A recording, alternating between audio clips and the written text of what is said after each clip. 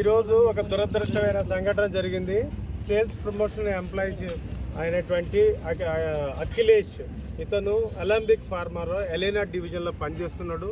ఇతని యాజమాన్యము zonal sales manager Rudrayya, అట్లాగే రాజేష్, నిఖిల్ అనేటువంటి లైన్ మేనేజర్స్ ఎవరైతే ఉన్నారో కంపెనీలో తీవ్రమైన మానసికమైన ఒత్తిడికి పెట్టడం వల్ల సేల్స్ నువ్వు గనక చెయ్యకపోతే నిన్ను ఏ కంపెనీలో కూడా ఉండనియము, ఈ ఇండస్ట్రీలో మార్కెటింగ్లోనే నిన్ను ఉంచము, నీకు ఈ రకమైనటువంటి శిక్ష పడుతుంది.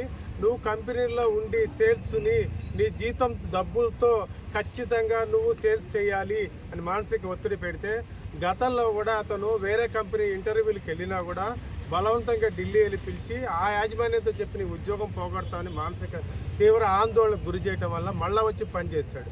ఈ రకంగా ఇతను బయటికి వెళ్ళిపోయి రిజైన్ చేసి నేను ఉండను ఈ కంపెనీలో అని చెప్పినా కూడా గత రాత్రి అంటే 4వ తారీఖు ఇది సంఘటన జరిగింది. అతను ఉరిపెట్టుకుని చనిపోవడం జరిగింది మానసిక తీవ్ర ఆవేదనతో.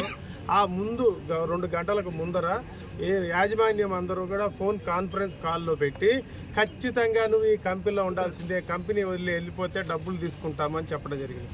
ఇది ఒక భాగం కంపెనీ చేసినటువంటి దుర్మార్గమైనటువంటి తీవ్ర ఒత్తిడి.